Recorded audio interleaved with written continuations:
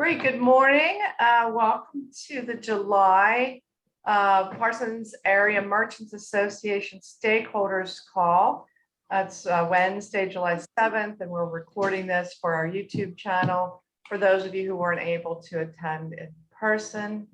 We're going to start today's meeting with a presentation from ECDI around, as you can see from the title here, access to capital and virtual tools for entrepreneurs.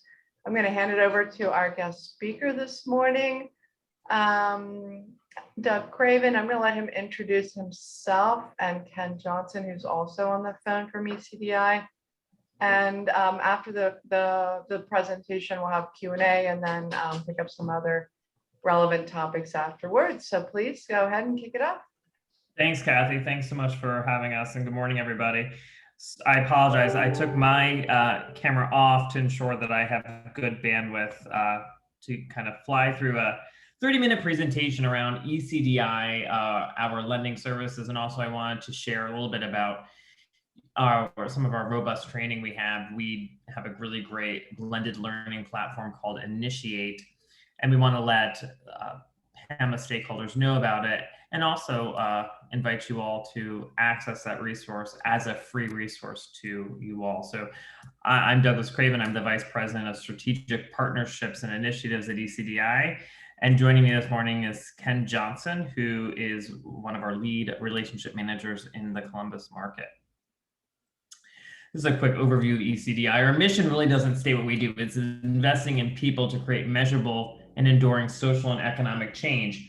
ECDI, we are a nonprofit organization really dedicated to assuring underserved and underbanked entrepreneurs, regardless of where they came from, where they live, their gender, or their race, have access to funding and a range of business incubation services they need to succeed. So we're based in Columbus, Ohio. We're on Old Leonard with offices in Cleveland, Cincinnati, Akron, Toledo, Canton, and we just opened up a women's business center down in Central Appalachia at Shawnee State University. So we really try to be that one-stop resource center serving small businesses in all 88 counties in Ohio, as well as the contiguous counties in Kentucky, Indiana, and West Virginia. We are a large SBA microloan intermediary and a community development corporation, as well as a Treasury designated community development financial institution. So what that all means really is that we provide assistance to a ton of individuals. Since we opened our door in 2004, we've touched closely to 20,000 individuals, dispersing almost $90 million in small business loans, helping retain and create over 12,000 jobs. So that's really what we do at ECDI. We are a one-stop shop, really helping, and I say here, we support through training, coaching, and access to capital. What's so important today, I wanted Ken to talk about this because he's the expert in the field, is our access to capital. How we, one, work with clients, how we identify their needs, and how we can get capital into the businesses we support. So anytime during today's presentation, feel free to throw some questions into the chat. I will try my best to monitor that chat box and see any questions, or we can hold them to the end, whatever you all prefer. And I'm going to pass it off to Ken. And Ken, please just let me know when you want me to go to the next slide. Great. Hey, thank you, Douglas, and good morning, everyone. Thank you for having us, ECDI, here today. We definitely appreciate it. My name is Ken Johnson. I'm with ECDI. I'm a relationship manager here. I've been doing this probably going on about 8 years here at ECDI. So what we're going to talk about today is how we at ECDI helps individuals or entrepreneurs and businesses get access to capital. To apply for a loan, you'll need personal guarantee, which is normally the business owners of the business. Anyone 20% or more ownership of the business, we would probably ask them to be on the loan. Collateral and equity injection is a requirement. Training may be required for some businesses. If we give you an example, if you're a startup business, chances are we're going to ask you to do some form of the Initiate platform training that Douglas is going to talk about later, which is free to all our entrepreneurs and businesses here at ECDI. And it's a great way to get some online activity and training to help you get your business started and growing. Ongoing reporting and job creation activities. So we as relationship managers here in the office are required to report the jobs that maybe these loans have been able to provide for these entrepreneurs, jobs of, whether it's they're able to hire somebody part-time or full-time. We're required to do that.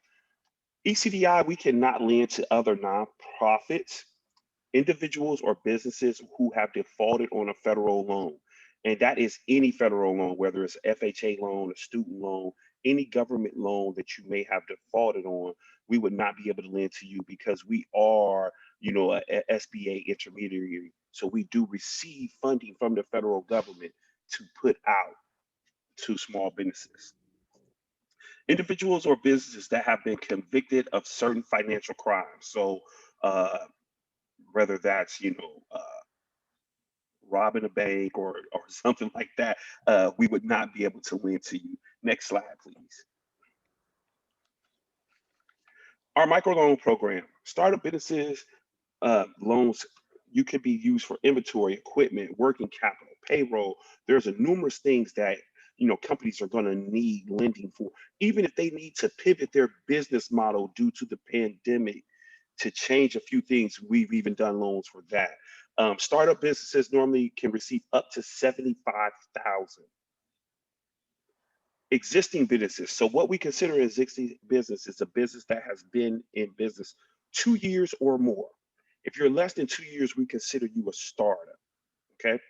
So existing businesses can receive up to $500,000 on a loan.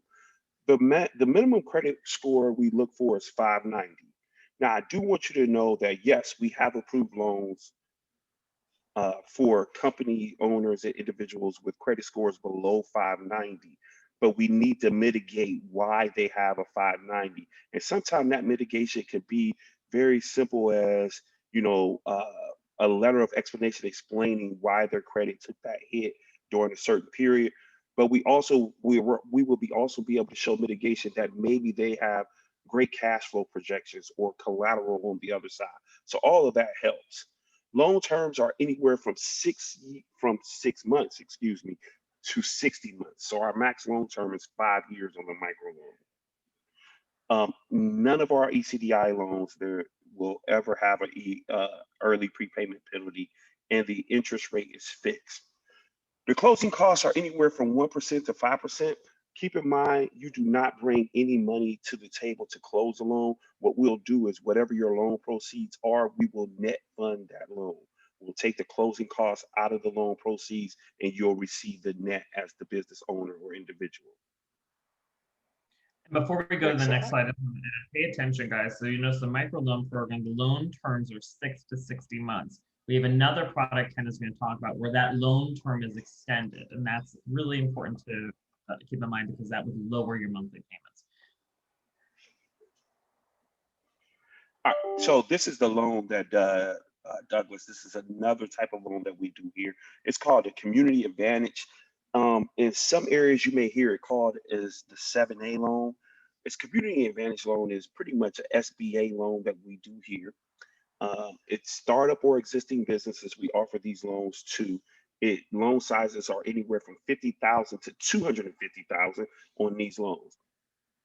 You must have the qualifying SBA score, which would be anywhere between the 590 and 610 to qualify on the credit side. Additional collateral and equity considerations. Loan terms are up to 10 years. So some businesses that do this just like the 10-year term. The 10-year term of the loan of paying off. If you do have a $250,000 loan, you have 10 years to pay it off. It's a government guaranteed loan, and the interest rate is prime plus 6. So right now, prime, if I'm not mistaken, is 3.25. So this loan term will be 9.25. And again, the closing costs are net funded, and those are 5%. So keep in mind, we have the microloan program, which is up to 60 months as far as a term. It is a fixed interest rate. We have the Community Advantage Loan Program, which only goes up to 250,000 as the max amount you can receive, but it is a 10-year term. And again, this loan does not have a prepayment penalty either.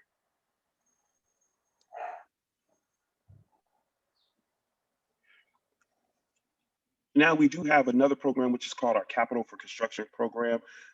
It's for minority business enterprise, small business programs that we have throughout the state of Ohio. It provides minority-owned subcontractors technical assistance, financing, and procurement opportunities. And pretty much what this means, this helps a subcontractor get, maybe some of the government contracts that they need, because a lot of small subcontractors just don't have the startup capital to get a contract started. So that's where we come in and provide them some funding to get that contract started. It finances labor charges, materials for specific jobs and things like that. So if they need a certain amount of materials to get the job started, what happens is we give them the loan. They're pretty much we give them a loan. Yeah, I guess we would call it a loan. Yes, we would give them a loan, and then there's a 5% fee on that loan. What happens is that once they're paid within that first 5 to 6 weeks, they'll pay back the loan off in full. Yeah, while this is not. So it gives them. Oh, sorry, Ken, I'm sorry. It gives them the opportunity to get in the door, be able to get the job started, because a lot of our subcontractors that are minority owned just don't have the startup capital to get the job started a lot of times, and they need that. Yeah, what I was just going to add to that is, think of this as a line of credit. It's really not a line of credit, but what we're able to do is we're able to, as an organization, form a joint payment authorization agreement with a general contractor.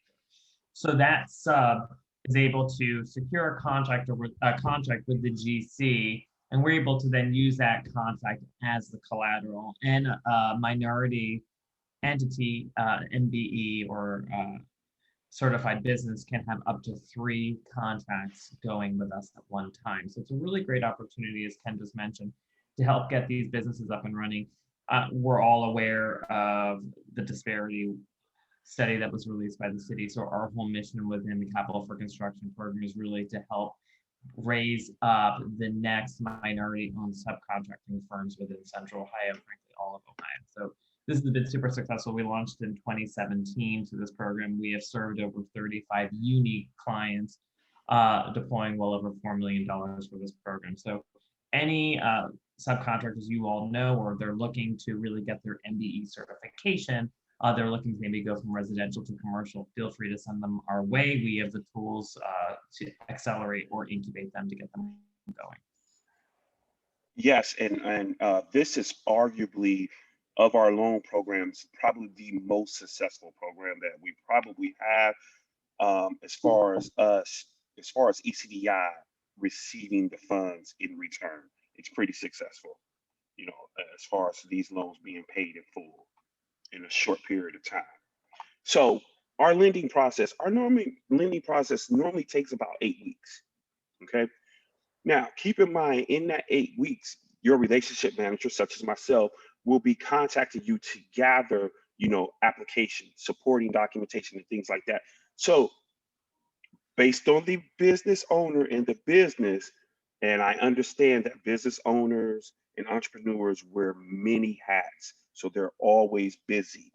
But the quicker we get that information, the quicker we can proceed of moving this loan application through our pipeline. So you can start by visiting our loan programs at ecdi.org. You'll receive an application, you'll apply. Once we receive the application, we'll put you into what we call our system to make sure we have everything we need in the system for you, make sure we have everything in the application for the file, and we'll do what we call as an analysis of the business. And this analysis just basically tells the powers that be, who's going to be approving a loan or making decisions on a loan, why we as ECDI should be doing business with this said company. There's underwriting process, so it's very important that the deal cash flows. We're not going to put anyone in a situation to receive a loan and they can't pay it back. So that's very important that we have the deal to be able to cash flow. And then once the underwriting is done, as far as the cash flow concerns and the numbers are looked at, what happens is we ask for approval. And sometimes that approval does need some discussion or some additional documentation provided by the entrepreneur. And based on that, we'll either go, with the approval or we'll go with the decline. And if it is approved, there's a compliance review to make sure all our T's are crossed and our I's are dotted. And then we set up the funding to close out the loan.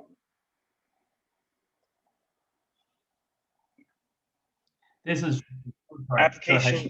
I added this slide because I always think it's important to show a potential client what what the timeline really is, and also what we expect the client to really run with, right? So the more the client can be on top of getting these documents, as Ken mentioned, the better their success is to get them closed within that 8-week window. So once we receive an application, there's a $25 application fee, and this allows ECDI to do the background and the credit checks that are needed for each individual client that is on the loan. We will get, once we have the application, we're going to gather additional documentation, your business plan, your tax return, your financials, your projections. If there's contracts, we're going to need those contracts to view them. And then the underwriting process is done. If the loan is approved, what'll happen, you'll get a letter of intent to finance and detailing the terms of your loan, the amount of the loan, what the loan will be used for, the term of the loan, the interest rate and things like that. You'll review that letter of intent. If you have any questions, you would contact the relationship manager that is working with you on your loan. And from there, once you've signed the letter of intent, we'll get the funding ready to get set up for a closing of the loan. If the loan is not approved, a couple of things I want you to know. A few of my better clients, I declined before because the cash flow just wasn't there. They came back within 9 to 12 months, received the loan, and I think 3 of them have paid off already. 3 of them have paid off. Yes, 3 of them have paid off. So being declined is not the end. Just look at it as an area opportunity to build on, to come back and try again. So because we're looking to help as many businesses as we possibly can, if it benefits us, the business, and the community. Post-loan technical assistance and ongoing reporting and compliance. Like I said, there will be times when if your loan was used to provide equipment to help build something or get your business started, there will be times where that relationship manager may come out to take a picture of the equipment to make sure you have everything you need. We talked about job forms, collecting job forms from each individual owner and things like that. So we're always gonna try to be active with our businesses that's currently on our loan portfolio. I hope this helps. If you guys have any questions, let me know now. All right, thank you. I'm going to start with a few questions and then I'm going to open it up to the floor. So there were a couple questions on the slides. One of the very early ones talked about a requirement for equity injection. Could you be a little more specific for those of you who aren't familiar with terminology, what that actually means? So equity injection is what you will basically your injection into the business or the loan. So let's say I'm going to use a microloan. If you're asking for a microloan of $50,000, you need to show somewhere that you've already contributed $5,000 to your business, as far as maybe purchasing some products or some services, or you have $5,000 somewhere, either in the bank. You don't bring the money to us, but in your business account, showing that you do have $5,000 in equity. So that way, if you're short 5,000 or short 10% on your deal, you have that equity to provide into your loan, into your service. Yeah, and Kathy, it's Now, kind of like now, sorry, Ken, go ahead. now, now on the SBA Community Advantage 7A deal, we ask for 12% equity on those deals.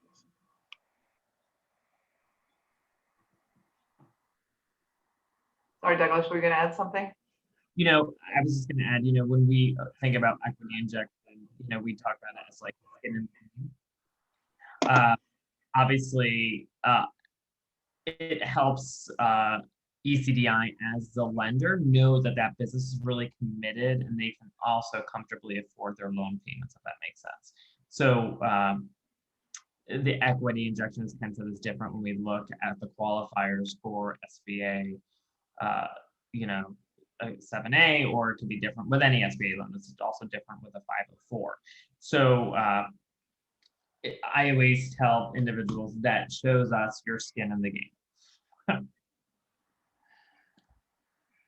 Yeah, makes sense. And on the financial crimes, you mentioned, you know, bank robbery, I'm assuming some kind of fraud and some other, you know, type of things would be on that category. I think we had talked last year at some point around, or maybe earlier this year, around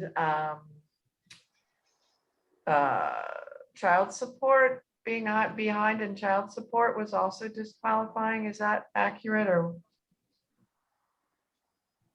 Well, yes, that is accurate. If you're behind on what we consider as a child support, that is pretty much a violation of a state program that, you know, each state that the state of Ohio has. So what you can do, if you can be behind, but we need to see that you have payment arrangements to catch up. So if we do have that in hand, your actual arrangements to pay that you agreed upon with the state, yes, we will be able to move forward with the program. But if you're behind and just not paying and not have any agreement set, we will not be able to move forward with the program. great, thanks. And I saw Allegra asking about training and Douglas responding that we're going to address those next. So let's hold that one for just another minute. Do you have any examples of Southside successes, or any kind of breakdowns on, you know, even whether it's city, county, or, you know, geographic area, by any chance? Yeah, in terms of, Kathy, economic impact, sure. I don't have exact numbers, but we certainly do have City of Columbus economic impact, and more importantly, technical assistance support through our women's business centers. I'm sure Ken can mention a business, but if I certainly can for CFC, our Capital for Construction program, our first mobility loan, again, that is that joint payment authorization, was to a Black-owned female business. The business owner is Denise Ransom. And we were able to get her mobility loan funded. She was our first mobility loan. And since then, she's gone on to receive, I want to say, 4 or 5 additional mobility loans. And it's been able to grow her business. She actually recently was one of the subcontractors for the new Columbus Crew Stadium. So it just shows she started and really has grown throughout the year. So she was also on the Columbus Library contract as well. So she's really been able to secure some major programs. So that's a big success for us, again, a Southside business. In terms of brick and mortar or that true microloan, Ken, I don't know if I don't have an example to you. The only example I would have is Jim's entities, which is logistics and transportation. I can't recall the street, but they are Southside. And it's a woman-owned business, female minority-owned business, Jessica Smith. Oh, and the bookstore. I forget the bookstore cafe. And the bookstore cafe. Those are the only 2 loans right now that pop up in my head for a Southside. Okay, good to know. It's always good, I think, for people to see examples. Kathy, I can share with you an economic impact, and I can do deeper dive, but I'm just rattling off which I know has been in this fiscal year that we just closed out. We just ended our fiscal year on June 30th, so I'm just coming fresh and frankly, we have just closed roughly $50 million in PPP loans. And we have not done a heat map yet to see where those businesses are all located. I certainly assume that some will be in our south side market. So going back to governmental programs, I mean, with the city and county specifically, kind of on the city side, there's been kind of a focus on, revitalization after COVID, as well as, investing in minority and women-owned businesses. So are you part of like the city's small business agenda program and kind of working together on some of the resources? Correct. Yes, we are. We're part of the working committee there. We were part of the City of Columbus grant program. In fact, when ECDI, when COVID first, came to Columbus, back in 2020, we kind of rolled out a three-pronged phased approach of how we were going to support our businesses. We immediately put stop on all payments of loans, and we doubled down on our technical assistance. Our Women's Business Center rolled out a COVID relief network, allowing free assistance to any business that was impacted by COVID. They did not have to be an ECDI client. We partnered them with really robust virtual technical assistance through paid resources within the community.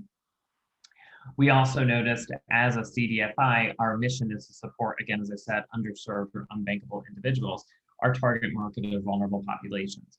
The first round of PPP did not support those businesses, so we stepped up to the plate and we were able to roll out PPP in February of 2021. We just closed, obviously, when the SBA closed the program, so that was June 30th.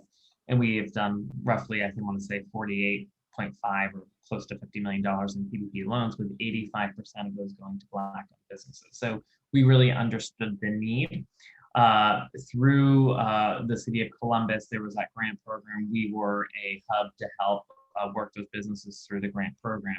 Throughout the state, local municipalities approached us, whether it was like the City of Canton, for example, that they had CARES Act dollars, and we turned those into grant opportunities. We know a grant only goes so far, but the opportunity was for us is to get them in the door at ECDI, get them that grant, maybe help them with the PPP application, and more importantly, get them into training.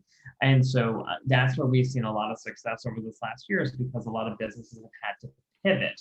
We've got more seasoned entrepreneurs that might have had a brick and mortar, but they have no idea what e-commerce is. They had no social media presence. How do we then get them to switch? We had a yoga studio in downtown Columbus that closed their doors. They had no ability to do an online class. We helped them with that. Now, 98% of their classes are online. I believe she's doing one class a week in person. She did a survey. They didn't want to come back. They're loving online. So that's how we really worked with the businesses throughout COVID. And we're still in COVID. I mean, a lot is still, we still have quite a few barriers for businesses, and of course food-based businesses right now, which is a large percent of our portfolio. They're having issues with staffing, or they're having issues with getting product. So we're helping them in that aspect as well. Great. Well, why don't we switch to this topic, since Allegra specifically asked about it. Allegra and Justin and Noah actually are all associated with the Fort, which is a host for a number of small businesses. So yeah, let's switch to this topic if that works. Yeah, great. So I wanted to, in addition to talking about lending and a key component of what we do as our incubation services. So I want to talk a little bit about Initiate, which is a valuable resource to our customers to help them start and grow their businesses. So this is intended to be a very fast, high overview of Initiate. Initiate is an online portal with a robust set of online tools that support and enhance ECDI's technical assistance. We have worked with other CDFIs across the country to curate the resources. And again, it's all about helping businesses, whether they're startup or existing, just stay on track. So currently the portal is broken into these three main tabs. We actually added a fourth tab based on customer feedback, which I'll show you all in a minute, and that's a startup tab. So we have a money, marketing, management, and a startup tab. Within the platform, we have over 300 resources. These are interactive calculators, templates, videos, and guides. As of today, 95% of the resources are also in Spanish. The goal by the end of the calendar year is to have 100% of all resources in Spanish and in English. What's so great about this platform is that the content is constantly being enhanced to meet the needs of our customers. So how did Initiate begin? It's a really interesting story. So there is an organization like ECDI in Michigan. They're based in the Upper Peninsula. They're called Northern Initiatives. They have a larger footprint than us, where they serve all of Michigan and then parts of Wisconsin. Their geography is very rural. So they were forced to be early adapters of technology. So through ever-changing human design principles and working on the best resource practice, they were able to get up and running this great platform that other CDFIs could belong to through a subscription fee. So ECDI joined as we extended our footprint and started working with clients throughout the state of Ohio that did not have physical access to an ECDI employee, whether the business is not able to attend in-person trainings or leave their business during the day to attend a training. So it's been a great opportunity for us to really touch everyone in our portfolio. I've now mentioned a couple of times this human-centered design. So I'm sure you're sitting here thinking like, well, what does that mean? So when I talk about human-centered design, it focuses on an approach that we call blended learning. It combines high tech with high touch. So the idea is that an ECDI staff person is really driving the journey for that client through the curriculum. So we don't want just to say, okay, well, here's an Initiate login, go tackle 300 resources, let us know how it goes. This is based on our business assessment. We identify the needs of the client. Ken just mentioned earlier, we have an 8-week window, hopefully, that we can get a loan closed. We certainly are not in the business of saying no, but if we sit down with the business and realize that there's quite a few gaps within their business plan, or maybe their capability statement, could be a financials, we want to really isolate 3 or 4 resources within the platform that helps them get to that level of finalizing a loan application, submitting it to really get that loan closed. We also know as a technical assistance entity, as that one-stop shop for small businesses, not everyone coming to us wants a loan right now, and that's okay, but they do have an issue. And so a lot of times we hear from entrepreneurs, and I'm sure you all heard it before, oh, I don't have the time to come in to sit down, but I really need that help, or just help me, I've got an employee I need to figure out what to do with, or I don't even know where to start. So we deal with all these things. So the idea is the blending learning approach integrates, initiates curated online resources with technical assistance. So we're able to kind of break down those barriers to getting the help and helping that business overcome their immediate challenge. This is just some sample resource videos of what I really like to show clients when we sit down with them. As you can see, I've broken it up into there's marketing, branding, business management. And again, I said earlier, this is for any stage business. So there's succession and exit strategies as well. These are some resources I just wanted to show you all today. We're going to actually, I'm going to give you a quick look of the platform. So I'll share my screen, we'll online in a minute. But under startup, these are some great resources. Under money, again, these are calculators or templates. What I love about some of the templates is there's completed templates for you. So for example, within the business plan, there's a completed business plan template. So you can really understand what they wrote out and how they put together their business plan. And again, these are real small business examples. So it's a great way to learn. The videos as well. I think of the videos as like cliff notes to books. At the end of the video, there's always like a great little recap of what we just watched. It's a real business. It shows a real problem and a solution. I just pulled up basically based on trends, what have been the most popular resources during the pandemic. None of these are very surprising to me. So 5 things every business website must include has been really the most popular, I would say. And as we're seeing restaurants reopen, the tips for restaurants in response to COVID or reopening your business after COVID-19 checklists have been visited quite a lot. So I'm going to stop sharing my screen, guys, and I'm going to go to the website. I think it's important to walk through the homepage. Kathy, I know I'm over my half hour. Am I okay? No, I think keep going. I just like to have the last 10 minutes for, a couple other items, so. Okay.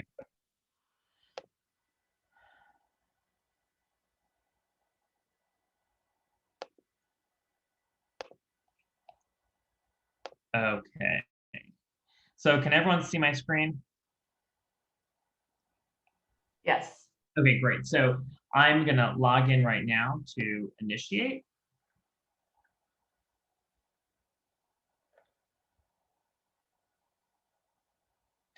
So now we are at, and it's taking a second to load. I apologize, guys. So this is ECDI's homepage for initiate. If you'll notice here, we have my name, contact a coach, and you'll see contact a coach quite a bit. And obviously I'm set in English. I can also change it to Spanish if I wanted to.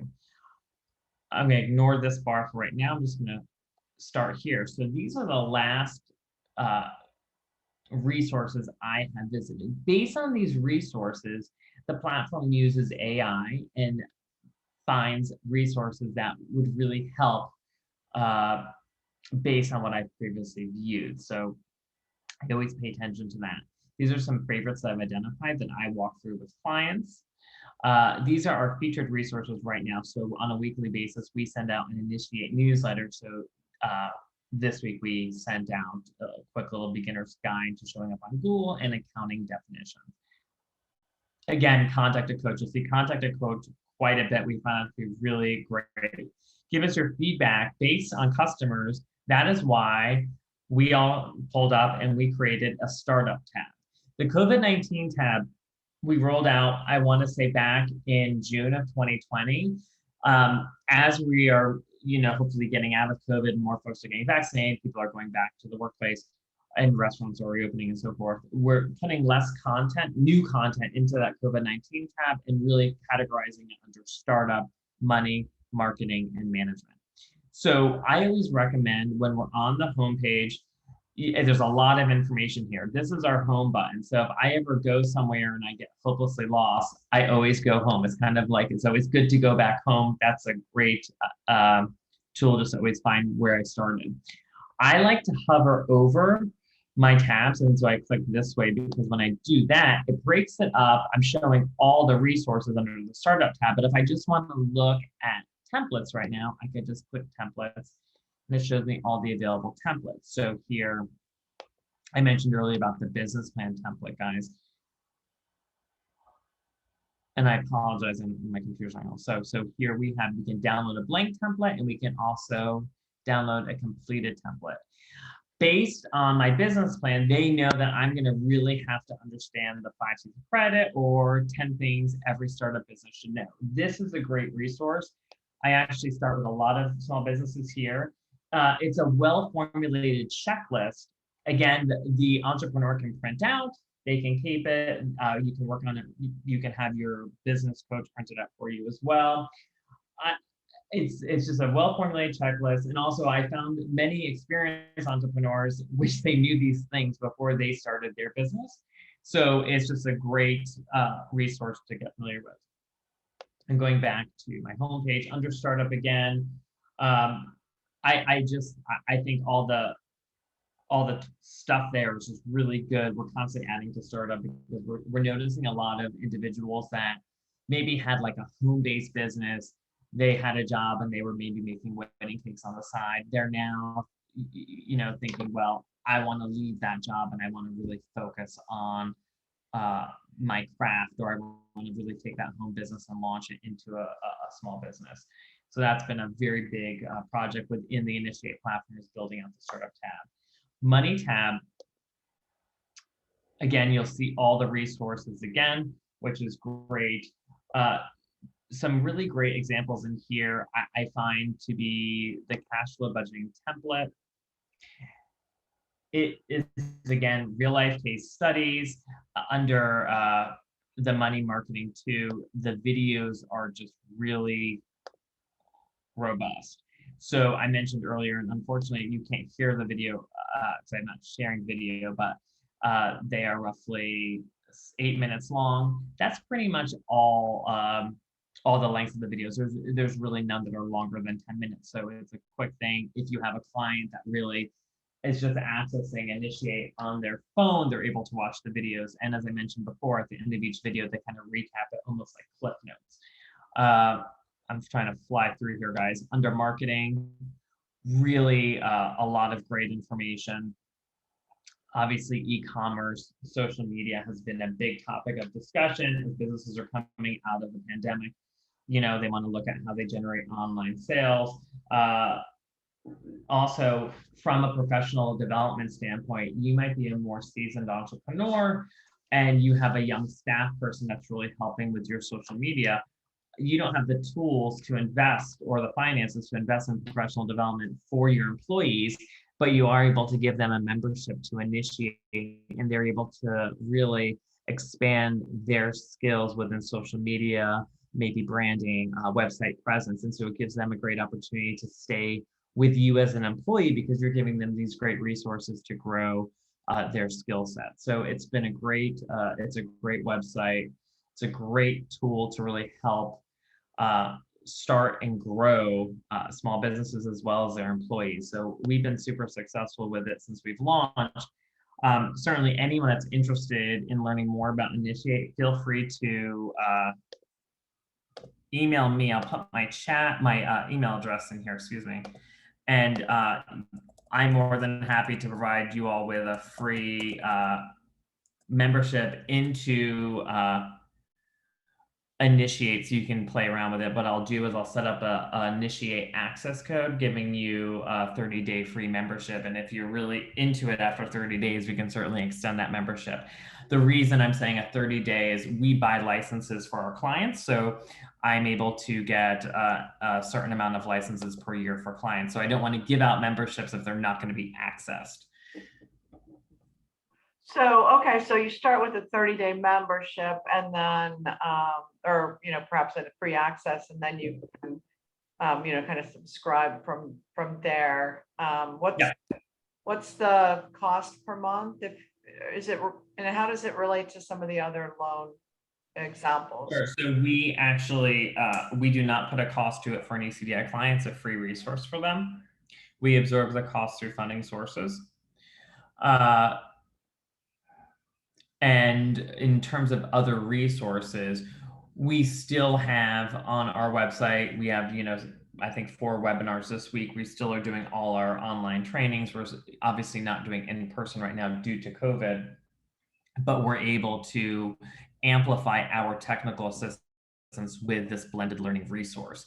And so where it's been really successful, Kathy, is in markets where a client really just doesn't have the time to come in and talk with a business advisor at ECDI.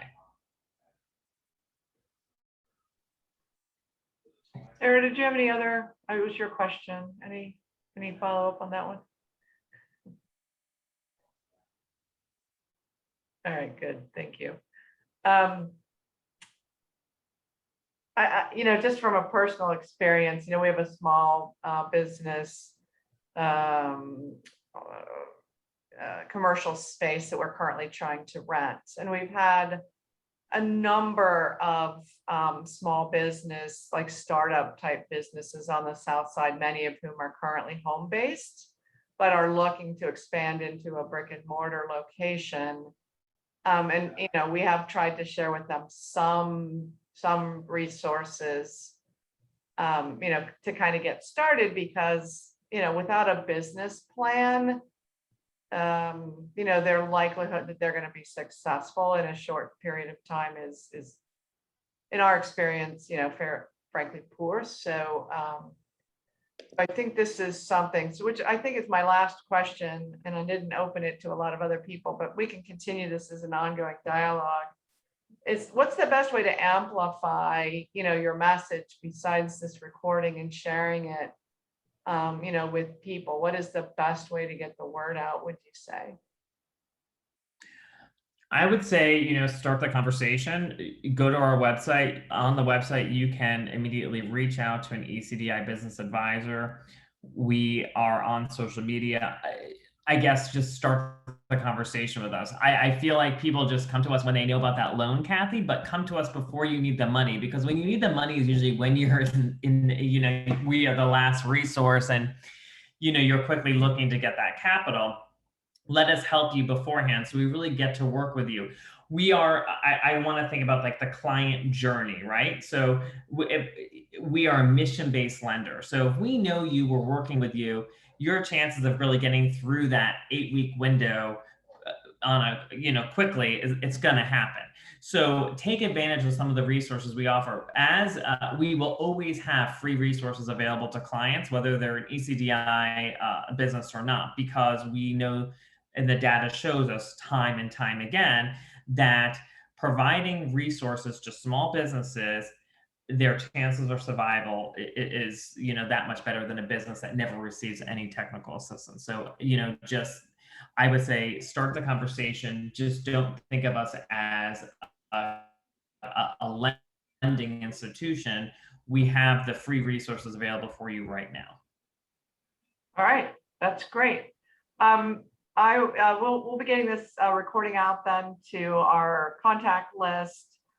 Sarah Lenke with Southside Thrive has her own contact list, and we'll also outreach to the area commission and any other conduits that we have. So thanks again to our speakers for our topic today. I think it's very important, as we on the South Side are a host for new small businesses. We want to support the MWBE community. We want to be that kind of diverse place for both large and small businesses, and be successful and kind of move from one to the next. So again, thank you again.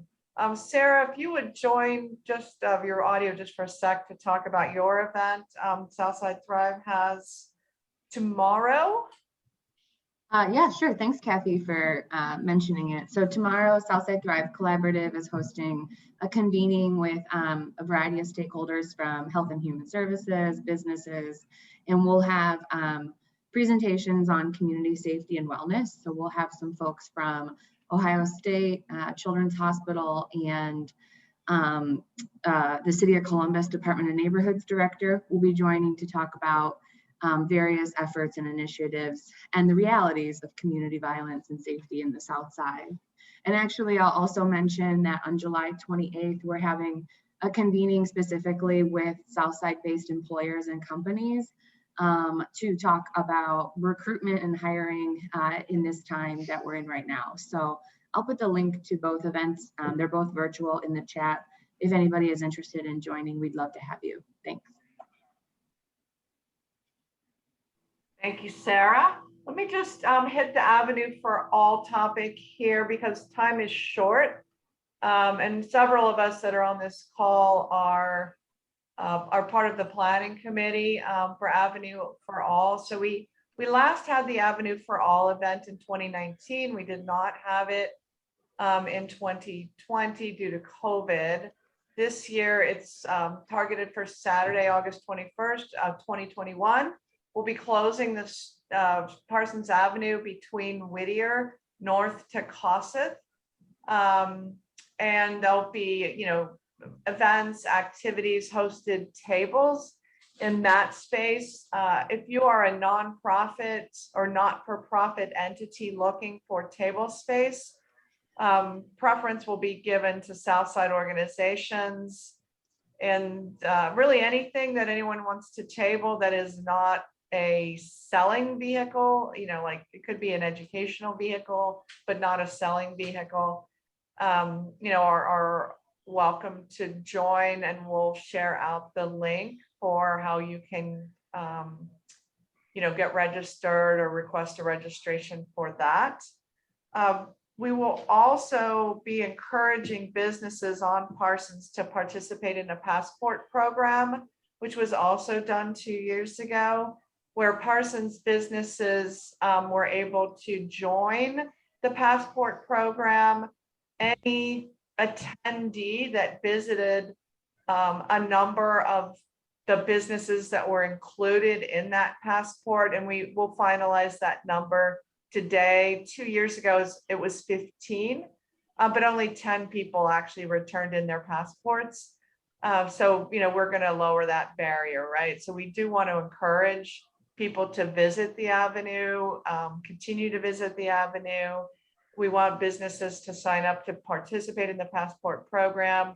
Any community member that visits whatever that number of businesses on Parsons is determined to be can turn that passport in and get a $5 voucher that can be used at any of the participating businesses. So we have a list of the businesses that participated last year, or sorry, 2 years ago. All of those will be direct outreach very, very quickly.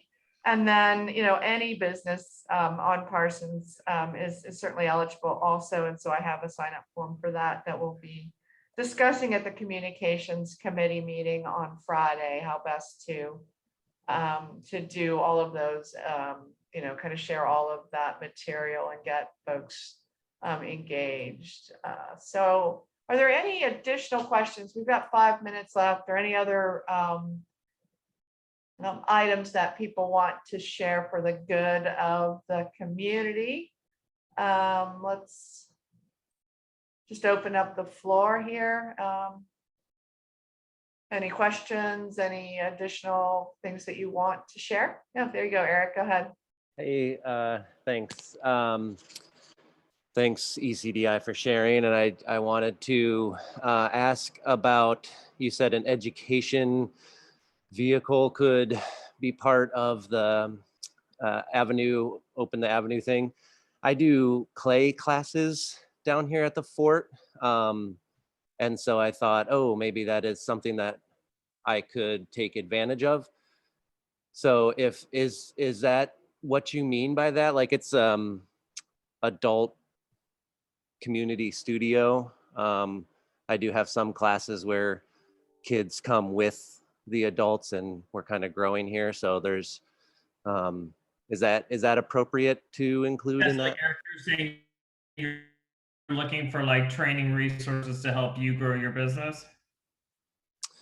No, I was actually asking froze, Kathy. I'm sorry, I'm not sure if my mic is working correctly, but I was asking Kathy about the Parsons Avenue for All event she was just talking about. No, that's okay.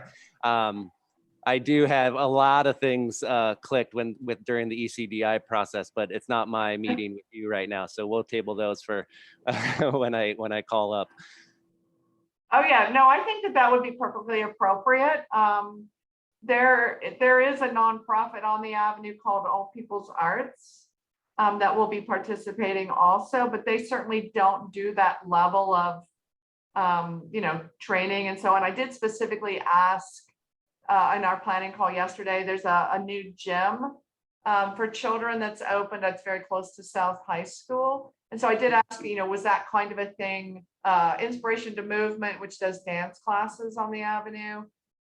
Rachel Maynard's been involved also. So yeah, I think that kind of participation is certainly really welcome and gets the word out. So yeah, we'll make sure, Eric, that you get more information. And I know Allegra keeps you all informed down there too. So. Yep. All right. Well, thank you very much.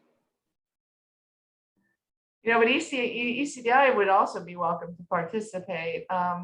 It's an interesting event in the sense that you get community organizations, that are maybe, they're all different kinds, right? Maybe Impact or, or something like that. But there's, everyone is either most likely, an employee of a business, or has been an employee of a business, or owns a business, or wants to own a business. And so I think encouraging all of us, even those that maybe work in a big corporate America like me, to kind of stimulate your thinking and understand what's available and how to share with your neighbors. Conversations. I really think that's going to be an important angle here, as we draw the community together on the Avenue to support community members, to support the businesses, and to support all of us in all of those different parts of our livelihoods. So, all right, great. Any other questions, Zach? Otherwise, we'll be, if anyone is on the call that's not on our mailing list, just please let me know directly, parsonsarea@gmail.com. And then, like I said, we'll be getting this information pushed out, as well as more information on these other events pushed out to our contacts. And I appreciate everyone's attendance today and hope you all have a great rest of the week. Thank you, everybody. Thanks, everyone. We appreciate you. Yeah, thank you.